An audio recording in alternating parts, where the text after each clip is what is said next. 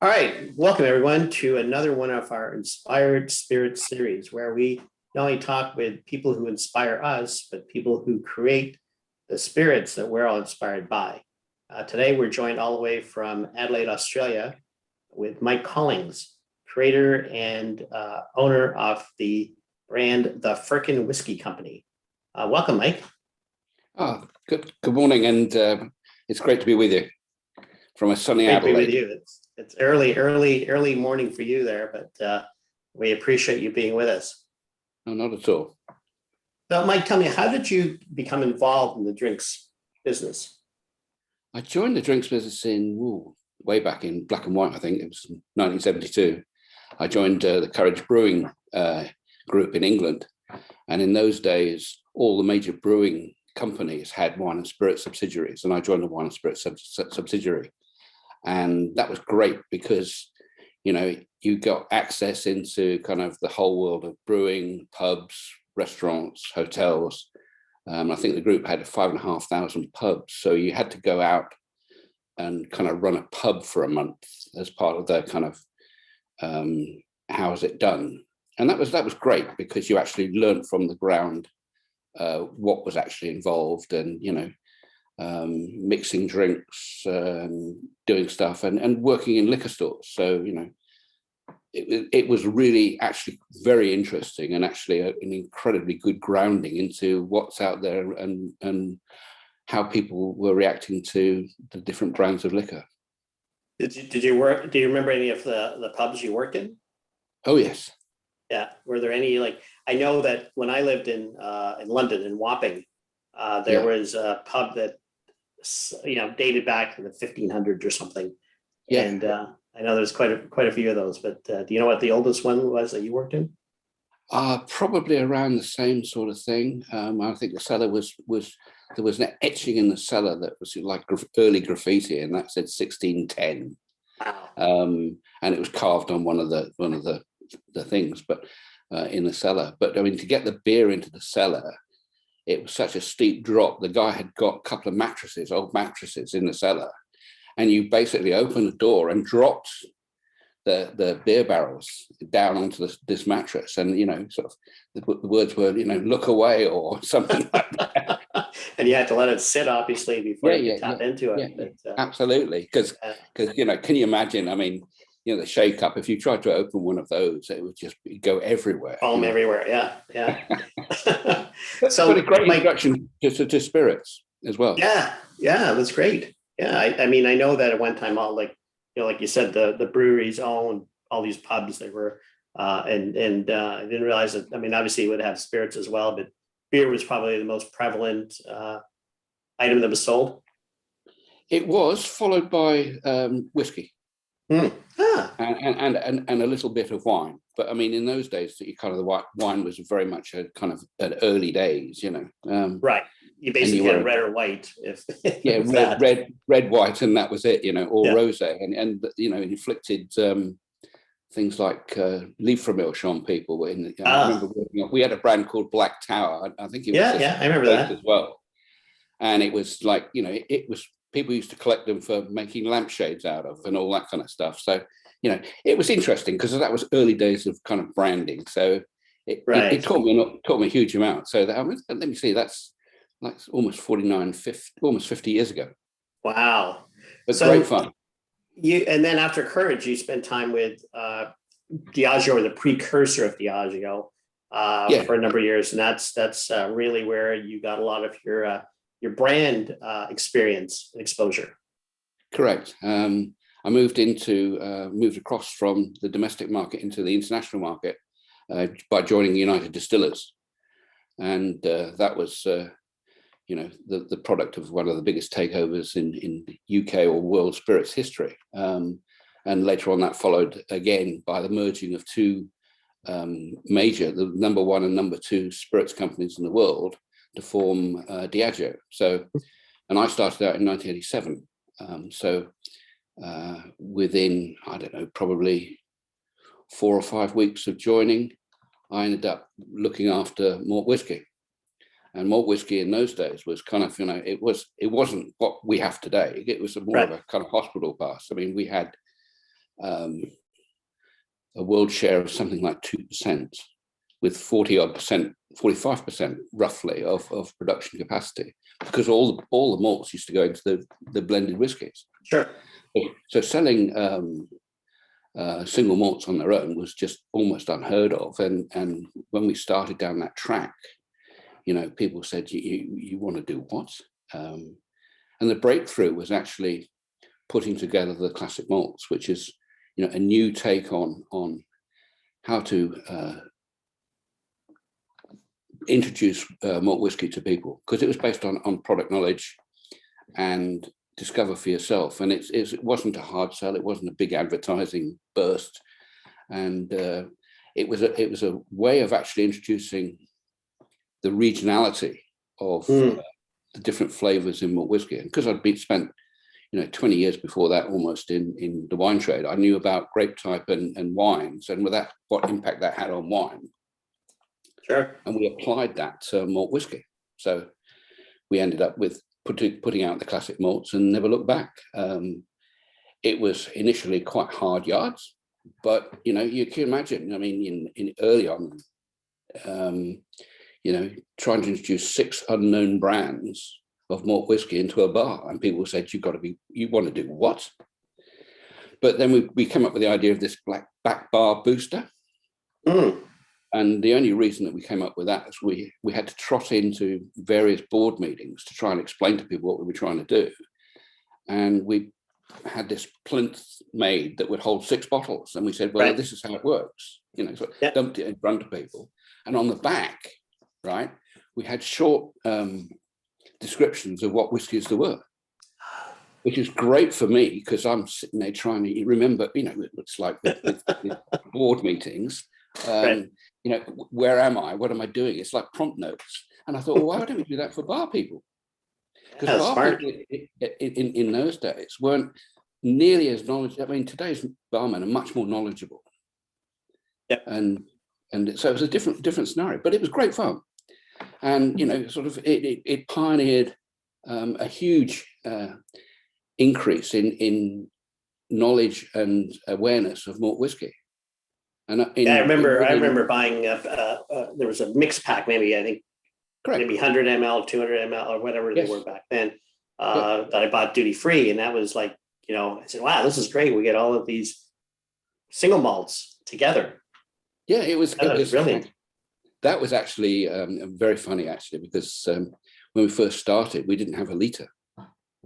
So the litre was standard size in duty free. So we sold the 750 for the price of a litre, but gave away a six pack of miniatures. And what happened was that people thought this was a great deal, but more importantly, they got the opportunity to actually taste all the other single malts. Right. Yeah. So a great introduction. And then what other brands were you involved with in Diageo? I moved across, and I produced a lot of single malts in different disguises. I rebranded Cardew and made the Cardew brand what it is today. Did rare malts, distiller's edition for classic malts, a whole bunch of different inventions, and then moved across, kept my malt portfolio, but moved across into super premium, and was one of the founding fathers of Johnny Walker Blue. It was oldest in those days, and introduced Johnny Walker Green, which was Johnny Walker Malt. That was quite interesting, because when we introduced that, it was kind of, why is Walker getting involved in malt whiskey? We sell blended whiskey. And so when I suggested that actually, why don't we introduce Johnny Walker as a malt whiskey, a blended malt whiskey, people just looked at me and sort of said, well, actually, we don't do that kind of stuff. and when we tested it, people actually loved it, because I think that what it did was it actually gave a different flavor spectrum to the Johnny Walker brand. Yep. As you well know, that Johnny Walker has a reputation for producing like big, quite powerful whiskies. Right. So what could you do with a blend of Walker? And then initially we used four distilleries, and including, of course, Talisker, because Talisker is the signatory malt whiskey for Johnny Walker, and there's been a Walker whiskey since it almost started, and that was great. I think introducing that goes back historically when John Walker was first setting up. I'm sure he was getting casks of single malt, and that's what he was blending. I mean, back originally there wasn't a lot of grain whiskey that was available, right? No, you're absolutely right. The coffee still, which is the breakthrough in continuous still to make grain whiskey on a large scale, wasn't actually invented until 1836. So, John Walker started in Kilmarnock in 1825, or born in 1820, correction. And, so from 1820 to 1836, everything must have been a blend of single malts, because grain whiskey was very hard to come by. Right. And most of the whiskey distilleries were producing kind of single malts because it was a flavor item.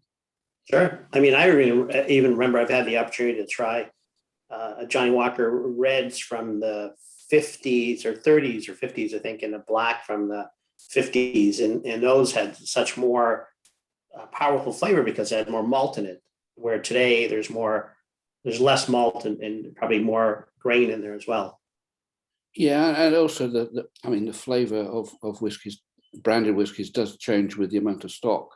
So in 87, 88, when I first came across into United Distillers, there was a whiskey lake, and that was one of the reasons that the previous owners, Distillers Company, got into such trouble. They were the DCL, and the euphemism for them was a damn cheap liquor company limited. And what was quite visionary for the new leadership team at United Distillers was actually to hold on to the whiskey and actually use the whiskey to create new things and create premiumness in the whiskey market. So, it was an interesting time because there was no such thing as kind of, you can't do it. Well, if somebody said no, you just find a different way of doing it. Right. I don't think things changed that dramatically today, but you have to write all sorts of kind of paperwork to say and justify what you're doing, I think. Right. Or not. Once you retired from Diageo, you settled in Australia, and you started. You weren't sitting idle. You started the Firkin Whisky Company.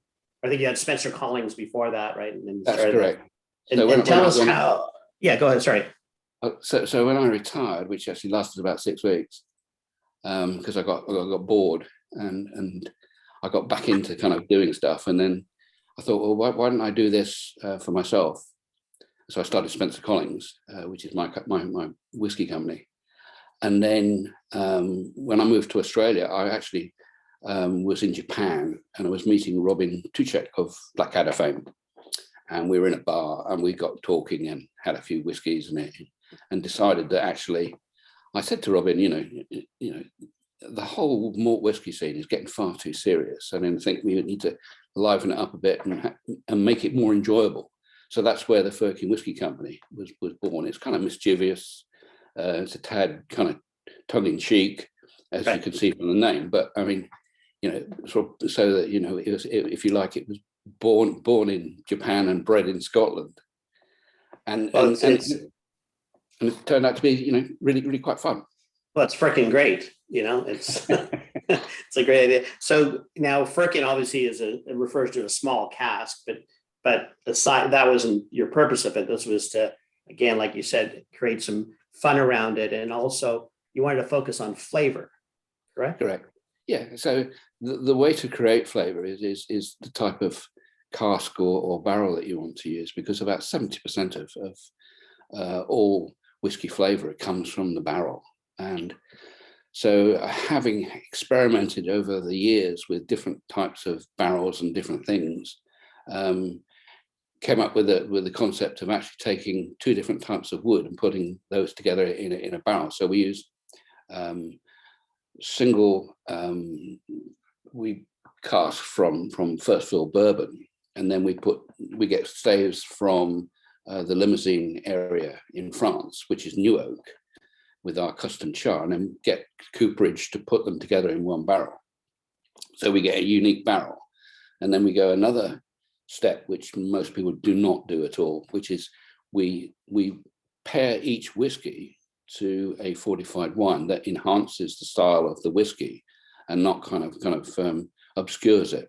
I mean, it's quite easy to obscure a style of whiskey with too heavier a fortified wine or too heavy a char. Now, some people love that kind of over sherried kind of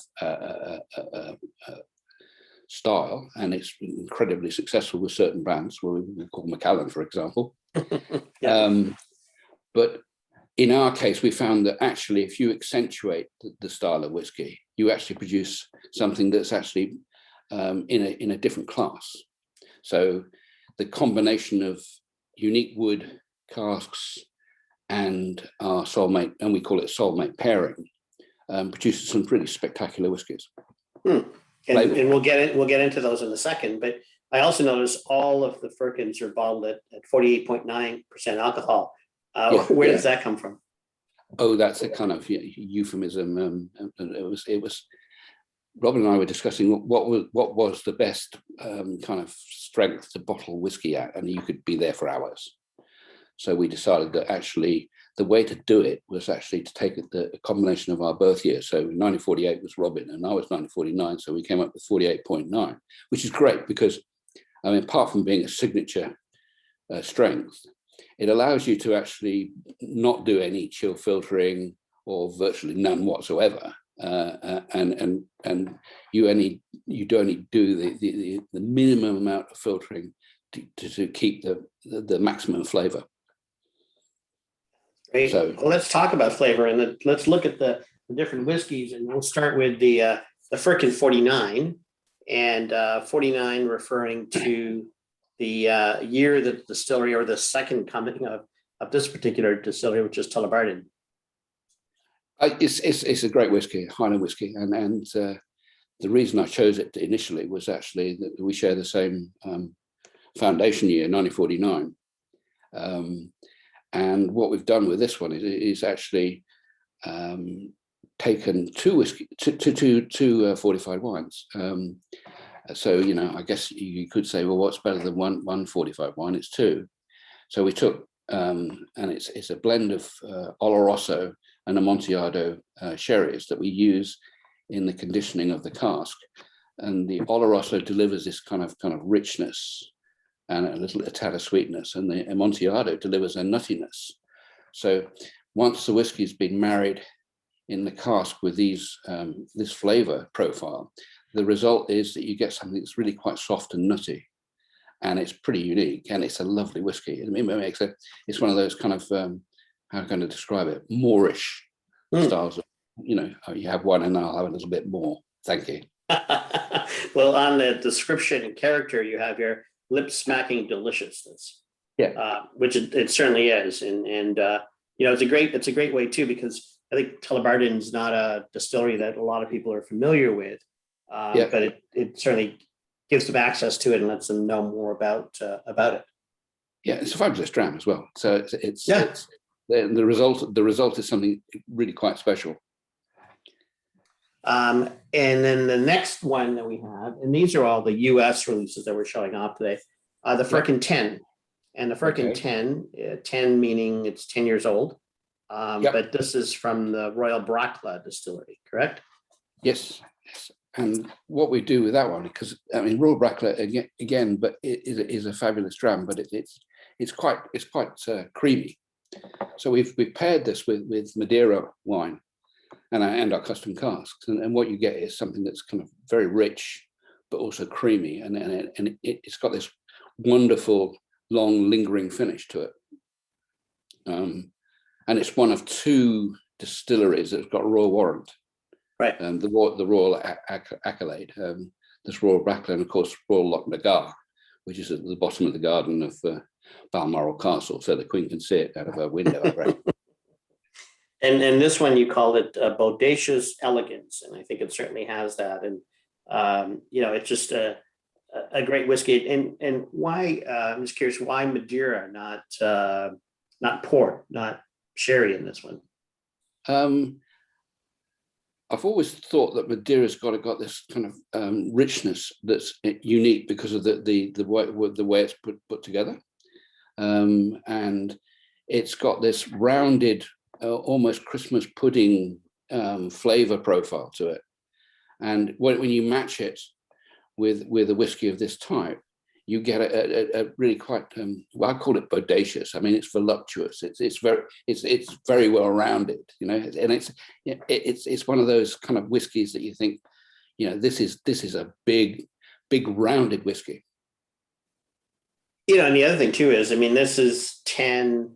A lot of these are 7 or 8 years old, and I think it really showcases the fact that the cask management and the nice whatever you've done with the flavoring of the cask means that you can really enjoy a younger whiskey.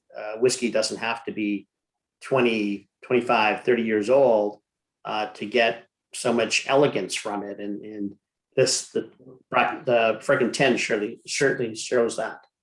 Yeah, absolutely right. I mean, age in a whiskey is a indicator of rarity. It's not an indication of quality, because if you've got a whiskey that's in a clapped out barrel, it's going to be, nothing really happens to the whiskey over time. So, you can have a whiskey that's 20 years old and actually taste just like a 6-year-old from another cask, because if the other cask is actually kind of much newer, and if the other one's been used 2 or 3, 4, maybe 4 times, the amount of wood extract you're getting is minimal.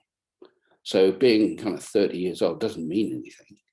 It just says it's old. And older is not better. Yes, older is correct. not better. Well, apart from us. There we go. And it's certainly very prevalent in peated whiskeys, especially Islay whiskeys. As they get older, the peat level dissipates, right? The amount of ppm, the flavor starts to drop off. Yeah, it does. I mean,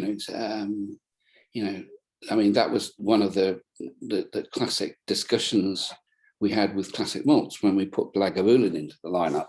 So, kind of, what age is optimal for Lagavulin? Now, you could be at this for days, and people still have discussions in the bar to the wee hours about, well, was it better at 12 or is it 16 or whatever? What we chose 16 because it was the kind of the taste profile of the stuff we had at the time we thought was optimal.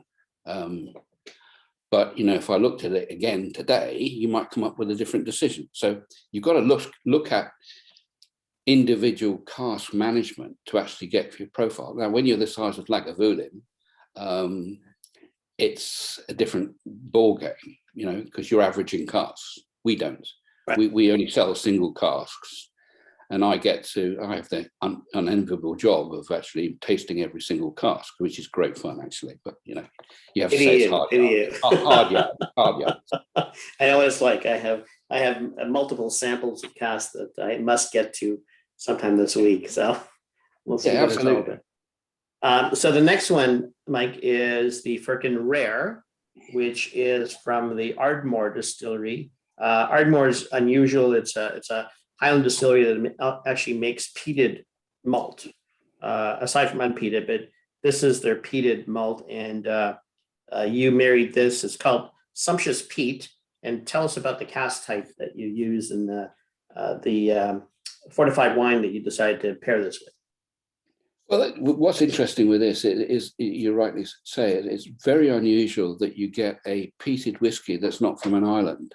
So the peat style of whiskey that we get is slightly lower in parts per million, But what you get is I would describe as a softer style, and I think in this instance it was Masala that we used, and the combination of the wood type and the type of fortified wine and the lower peat rating gives you a softer peat. but the result is something that's really quite interesting. That's why we used it under the rare label. So we've got 4 releases in every year, and we would always put one, something like kind of very interesting one, under the rare label. And in this instance, we've got 2 kinds of peated whiskey in the release for the United States. We've got the Ardmore, and also we've got Kalila. Right. Okay. And we'll talk about the Kalila in a second. And it's interesting, that point you raised about the peat style from Ardmore. And a lot of people don't understand that depending on your peat source. So if you use peat on Isla, it's going to give different flavor profiles because it's got some salt water and some sphagnum and other plankton and stuff like that. Whereas if you're using mainland peat, it's more earthy and deciduous and has a different flavor profile, which obviously contributes to the barley when you use the peat to dry it. Yes, and it's it's more rain washed. If you're an Islay, it doesn't matter where you are. You're constantly, the water coming down is kind of a mix between the sea breeze coming in from the Atlantic and so that you're right, that the type of peat you get is more, I always think it's more brackish. It's got that salt water content in it. Right. Whereas Highland peat just doesn't. It's much softer. You could say it's in a different type of environment. Yeah. So and the whiskey, you've tasted the whiskey, so you can see how it becomes. And it's quite interesting actually for peated whiskey, because it's a different profile. Yeah, absolutely. And again, it's an introduction to people who shy away from peated whiskey because they think, oh, peated whiskey is Islay whiskey, very smoky, very in your face. And when you try something like Ardmore, you try something like Ardmore or another inland peated whiskey, it's a different flavor profile. It's more like sweet smoke and things like that. Yeah. And so the last one we have, which is actually my favorite of the line, next to the 10, this is the Firkin Isla, which is from, as you said, the Kalila distillery. And this one, just like the previous one, you selected a Marsala cask. Yes. And the reason for that is that it's quite a big whiskey, as Kalila. It's not as big as some of the others, but it's out there, and I always think it's the if Lagavulin the king of Islay, this is the queen. I mean, this is it. I think it's a fabulous distillery, and it's always been one of my favorites. So, and it's got the most beautiful location, looking out over the Straits of Jura. But what we've done here is actually married it with our custom cask in Marsala, and the result is really quite special. And it picked up a gold medal in the IWSR competition in the United States, and we were particularly pleased with that because I think it is a stunning dram. I mean, it really is something Firkin special, I think. It is, and all of these are, as you said, Mike, single casks, and 330 bottles for each release, and they're all numbered. So I'm holding bottle number 154 of 330 of this particular Islay, and we're running low on this. So we're if we get people drinking more of it, we can certainly replenish it with future releases. And speaking of future releases, what future releases are planned? Oh, we'll still have the Firkin 10, but we'll switch distilleries. So we've gone for a Ben Rinnes the next time round. The Firkin 49 will continue with Tullibardine for the short term because I think it produces a lovely whiskey. But we're thinking of actually what would happen if we introduce something like Linkwood to that flavour profile. The rare whiskies, we're dabbling with some tawny ports as a fortified wine, and I think they're going to be pretty special. And last but not least is our perennial favourite, which is Kalila. And I think that when you're on a winning streak, we won't particularly change much. We might make it a different vintage, and I've picked up a parcel or two of slightly older whiskies, so we'll experiment with those and see what comes out. But I think they're all going to be pretty special. Yeah, well, if these are any indication, I'm sure they will be, and we certainly look forward to getting those into the U.S.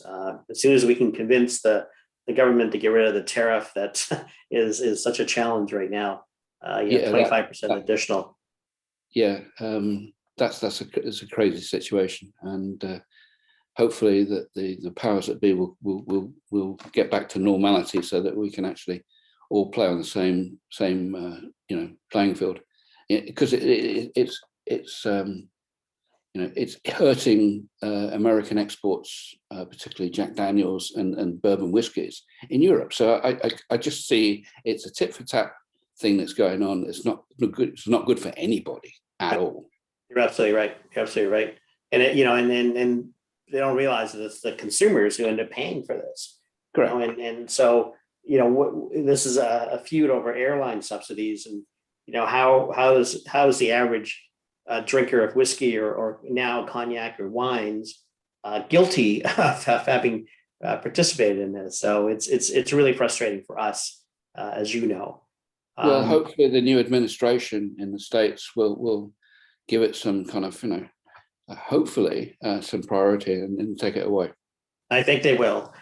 So I just wanted to ask you, Mike, what are or were the greatest challenges in launching an independently bottled brand? I guess getting over there's a whole lot of independent bottlers out there. So what makes you stand out from the crowd, and how do you do that, and how do you actually get awareness in the first place? So I mean, the biggest challenge was produce something that was actually really very, very different indeed from everything else out there, because anybody can bottle independently, but the trick is actually to produce something that's really quite stunning. And I think the time we spent in development for these whiskies is paying dividends. So that was the biggest challenge. I think the second biggest challenge was actually the environment with if you could not have dreamt up a COVID situation people do game planning and all sorts of forecasting. I mean, but I don't think anybody could have actually forecast what was coming down the tracks with this. And it's had a devastating effect on the industry. It certainly has. It certainly has. And and we're starting to see things lighten, a little light at the end of the tunnel, which is great. I was talking to some bar owners earlier today, and they're looking forward to reopening slowly, but allowing more access to consumers, which we certainly welcome. Yeah, I think it's different in different parts of the world as well. So what was particularly interesting to see in those countries that have got direct access, you can buy online. The online sales went through the roof, and I think that it's about time that we've actually think about having a less layers of structure in the industry to allow, the 3-tier system has had its day, I think, and you've got to be able to adapt and change, and I think that's one of the things that it's got to call into question how we've always done stuff, particularly in the United States. No, you raise a really good point. I mean, I think that without getting into politics, I think a lot of it is, when following prohibition, control of alcohol sales was given to the states to manage, and and distilled spirits have always had this moniker of being the evil drink, while wine and beer is fine.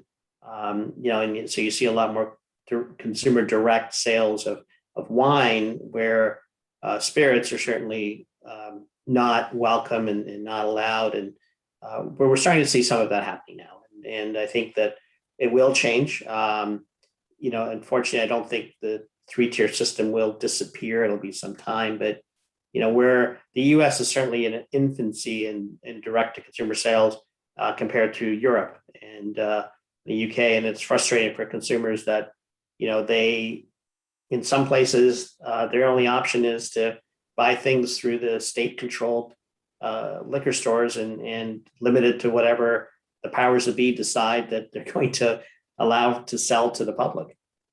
I think you make a very good point. Actually, it should be a level playing field, and I think that more importantly, it's enjoyment of whiskey and enjoyment of spirits it's not a hard drinking environment, and I think that people need to change their attitude change. It's kind of always been kind of, well, wine and beer is okay because it's soft alcohol, and then you've got like the evil spirits because it's like firewater and it's doing all sorts of, it's prohibition style, right. and it isn't. And prohibition was stopped many years ago. Thank you very much. Yeah. So Mike, you spent a lot of time in the drinks industry, and what are your thoughts about the current state of the industry? I think that it's very interesting. Actually, there's a huge movement of craft distilling going through the industry, which I think is good for everybody. I think it's good for innovation. It's good for flavor profiling.